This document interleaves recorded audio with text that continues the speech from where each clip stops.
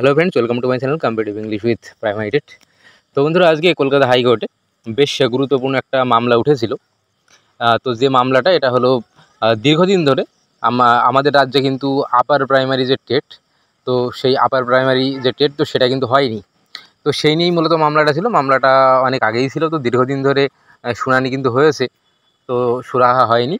তবে আজকে যে বিষয়টা উঠে এসেছে, বিচারক পর্ষদের কাছে জানতে চাই যে কেন দীর্ঘদিন ধরে টেট নেওয়া হয়নি। কারণ আমরা যারা জানি যে লাস্ট যে আপার প্রাইমারি রয়েছে, তো সেই আপার প্রাইমারির যে নিয়োগ সেটা কিন্তু এখনও পর্যন্ত হয়নি, এখনও সম্পন্ন হয়নি। এখনও পর্যন্ত ফিফথ কাউন্সেলিংও কদিন আগে নোটিফিকেশন দিয়েছিল, তো সেটাও আমি জানিয়েছিলাম।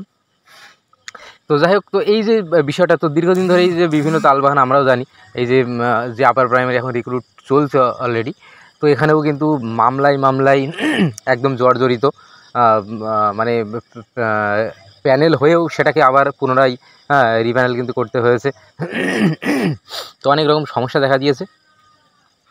তো বিচারক আজকে পর্ষদের কাছে জানতে চেয়েছে যে কেন এতদিন ধরে নিয়োগ হয়নি। তো পর্ষদের পক্ষ থেকে খুব মানে হাস্যকর একটা বিষয় জানানো হয়েছে, তুলে ধরা হয়েছে যে 2016 যে আপার প্রাইমারি যার নিয়োগ বর্তমানে চলছে, তো বলেছে এই নিয়োগের কারণে, এটা নিয়োগ এখনও চলছে, এই কারণে আমরা নিয়োগ করতে পারিনি, এটার সমস্যার জন্য। তো এটাকে বিচারক একদম একটা লেম এক্সকিউজ ধরে যেটা বলেছেন, এটা কখনোই সম্ভব না। সে নিয়োগের মধ্যে চলছে, সমস্যা নেই, তবে টেট নিতে সমস্যা কোথায়? তো এই বিষয়গুলো কিন্তু বলা হয়েছে। তো যাই হোক, তো বিচারপতি অনেকটা ক্ষুব্ধ হয়েছেন, আর এটাই উনি নির্দেশ দিয়েছেন যে আগামী 3 সপ্তাহের মধ্যে কেন টেট নেওয়া হয়নি এতদিন ধরে, আর আগামীতে কবে কি টেট নেওয়া হবে, এই বিষয়টা একটা লিখিত আকারে এটা কিন্তু পর্ষদকে বলা হয়েছে কোর্টে জমা করতে আগামী 3 সপ্তাহের মধ্যে। আর এই যে মামলাটা, এই মামলাটা আবার পরবর্তী শুনানির জন্য রাখা হয়েছে আগামী 7 তারিখ, অর্থাৎ মে মাসের 7 তারিখে।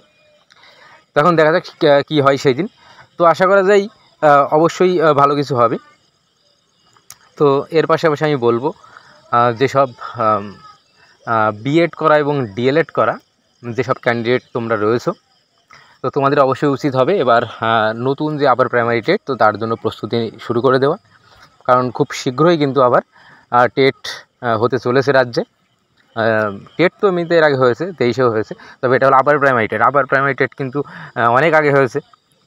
খুব সম্ভবত 2014-তে হয়তো লাস্ট হয়েছিল, যার রিক্রুটমেন্ট এখন 2016-তে চলছে। তো এই যে বিষয়, তো এটা অবশ্যই একটা গোল্ডেন অপরচুনিটি কিন্তু হতে চলেছে। তো সেই কারণে আমার মনে হয় যারা ডিএলএড এবং বিএড করা ক্যান্ডিডেট রয়েছে, তাদের অবশ্যই উচিত প্রস্তুতি শুরু করে দেওয়ার।